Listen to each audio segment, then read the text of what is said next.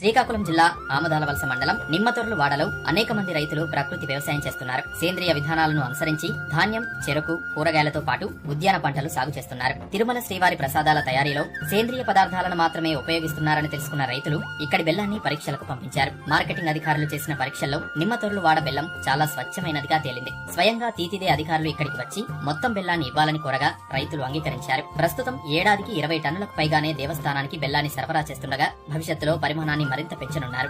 Organic బెల్లం తయారు చేయడం చాలా శ్రమతో కూడుకున్న పని. దీన్ని కూలీలందరూ కలిసి చక్కగా ప్యాక్ చేస్తారు. స్వచ్ఛమైన బెల్లం తయారీలో చిన్న పొరపాటు చేసినా బెల్లం నాణ్యత దెబ్బతిని ఎందుకు పనికి రాకుండా పోతుందని రైతులు చెబుతున్నారు. తిరుమల శ్రీవారికి తమ బెల్లంతో ప్రసాదాలు తయారు చేయడం అదృష్టంగా భావిస్తున్నామన్నారు.